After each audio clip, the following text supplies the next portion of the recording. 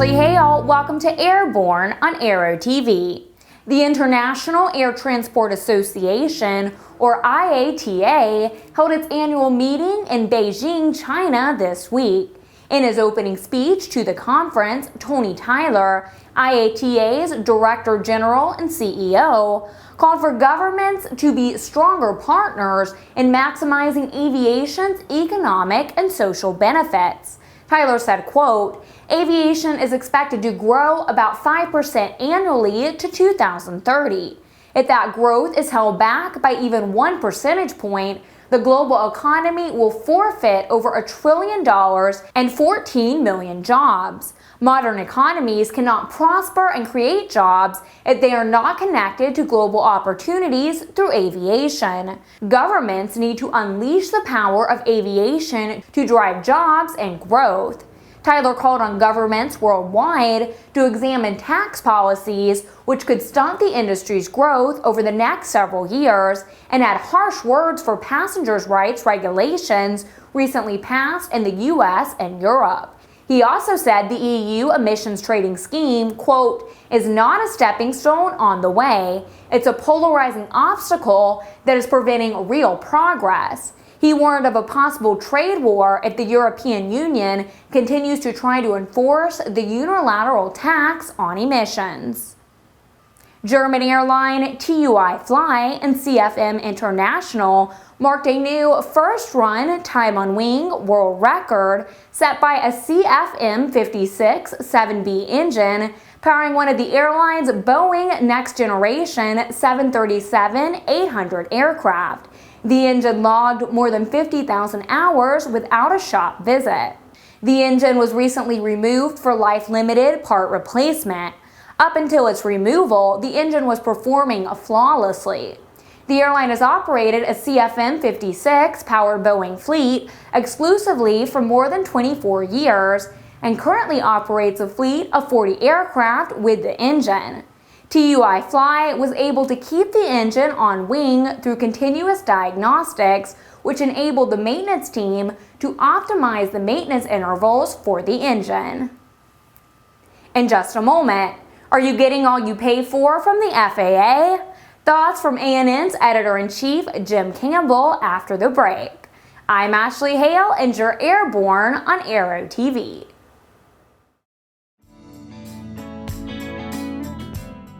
If you own a Cirrus today, or if you are considering the purchase of a new or used aircraft, consider this. Aviation, in conjunction with the country's leading Cirrus sales and maintenance facilities, has launched the G3R9 program that combines the purchase of a late-model, low-time Cirrus aircraft and the addition of the Aviation Integra Release 9 avionics suite for much less than you may have thought, and certainly much less than purchasing a brand new aircraft. G3R9, combining the best airframe, best engine, and best avionics for the best value. Thanks for joining us. It's time for this week's barnstorming commentary. ANN's Editor-in-Chief Jim Campbell says that the FAA ain't what it used to be. Hi Ashley, and hi folks. Well, it's not been a good week, especially where the FAA is concerned, as the NTSB published a report last week showing the relationship between a company run by David G. Riggs as well as Incredible Adventures, a separate company run by Jane Riefert, in a fatal accident that occurred in Boulder City, Nevada, under circumstances that we've warned the FAA about time and time again, where rides were being sold in military aircraft, former military aircraft, which had questionable maintenance, questionable pilot credentials, questionable operations, and certainly seemed to be well outside the limits of what the FARs allow for experimental exhibition class airplanes. To the best of our knowledge, Riggs and Incredible Adventures have not proven to have a waiver or anything. The flight was operated under Part 91. We've seen no evidence to suggest that these flights were quote-unquote legal, no matter what kind of game they're trying to play. But the big problem is this. The FAA knows about this. The people within the FAA were trying to get people to do something about it. People outside and throughout the community, the L39 community, God bless them, who's really proactive about this and doesn't like people messing up the works. They were trying as well. The airshow community was trying. Everybody was trying. But the fact of the matter is, ultimately, the FAA didn't do their job. They're going for the quick kill these days when they should be going for the serious matter that endangers the public. A guy turned in anonymously for kidney stones doesn't have a chance. but a multiply convicted felon has pulled every trick in the book, for which there's dozens of videos on YouTube and a preponderance of evidence. Doesn't seem to get a second glance. Folks, this is not the FAA the public deserves. This is not the FAA that the aviation world demands. This is not the FAA I grew up with, where the people were proactive and part of our community, and we're here to ensure our safety and make sure that aviation ran well. This is not the FAA that works on behalf of aviation. And while part of our transformation initiative down the line will actually advocate getting the FAA out of a lot of private and non-commercial activities, this is an area where they should have been on the front lines, and they weren't. And worse, the FAA people who tried to effect a change actually either got fired, threatened with firing, or were otherwise castigated. Something stinks. Something's wrong. And if this one case is not the justification for a complete and utter overhaul, we don't know what is. But you need to be talking to your congressmen and elected officials and telling them that the FAA we deserve is not the FAA that's out there now. For the Aero-News Network, Aero TV, and of course Airborne, I'm Jim Campbell. Former Wisconsin Governor Tommy Thompson visited the new Kestrel plant in Superior, Wisconsin last Friday. The airplane factory was the first stop on his tour of the city. Thompson is running for the Republican nomination for the U.S. Senate. At the plant, he said that the policies he hopes to put in place as a member of the U.S. Senate could help companies like Kestrel grow.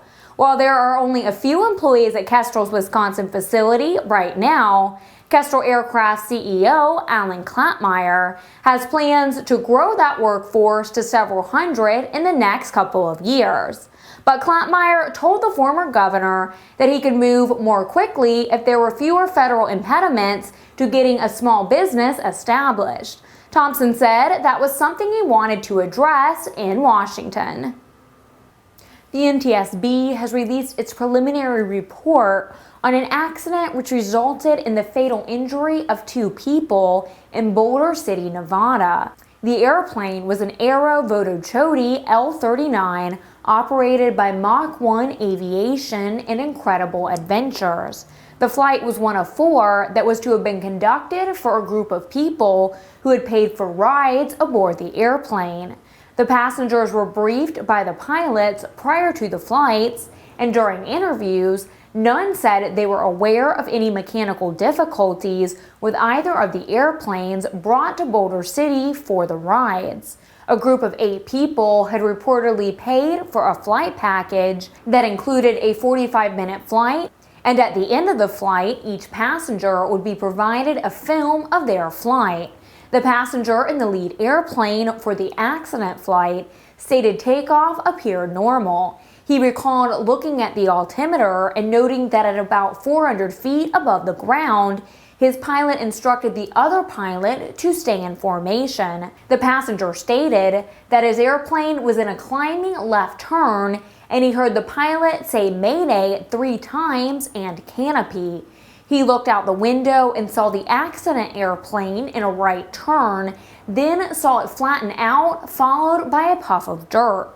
The entire operation is under investigation by the FAA and may turn out to be in violation of a number of FARs, since the NTSB reports that 8 people showed up at the airport having purchased rides in the jets, a big no-no in experimental exhibition class Warbirds unless specifically authorized by the FAA, which the FAA seems to have no records of at the moment.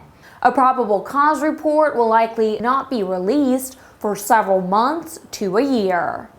The preliminary design review of the design, architecture, and performance of the Dreamchaser orbital crew vehicle has been completed by Sierra Nevada Corporation Space Systems. This marks the 17th milestone to be completed by S&C during the initial 2 development phases. The PDR included a review of the entire orbital flight program, including the Dreamchaser spacecraft and associated mission and ground systems. The company also reviewed the spacecraft's compatibility with its initial launch vehicle, the United Launch Alliance Atlas V rocket. The Dreamchaser is designed to carry as many as 7 astronauts to space.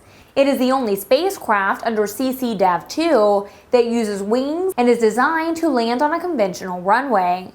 Last month, the company successfully completed a captive carry test of its full-scale Dreamchaser test flight vehicle. U-2 pilot Francis Gary Powers, who became a symbol of the Cold War after being shot down while flying a mission over the Soviet Union on May 1, 1960, will be posthumously awarded the Silver Star by the Pentagon in a ceremony June 15th. Powers spent 21 months in a prison in Moscow after the plane he was flying on a CIA mission was hit by an anti-aircraft missile. He survived his ordeal in Moscow only to be fatally injured in a helicopter accident in August 1977 in Los Angeles while he was working as an airborne traffic reporter. Information declassified in 2000 revealed that Powers was actually a member of the active duty military attached to the CIA when he was shot down. That status made him eligible for the Silver Star. Powers' son, Gary Powers Jr., inquired about the possibility to the Air Force Board for the Correction of Military Records, which determined that Powers could posthumously be awarded the Silver Star for exceptional loyalty during harsh interrogation. Each week, we share with you a sample of an online video one of our viewers thought was especially entertaining. We call it AVW, the Aero Video of the Week.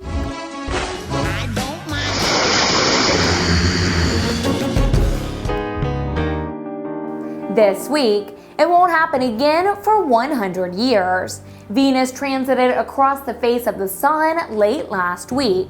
While direct viewing could cause blindness, NASA considerately made a video of the transit and, of course, put it up on YouTube. Is this cool or what? To find this video, go to YouTube and search for NASA 2012 Venus Transit. The full video runs about 3 minutes in length.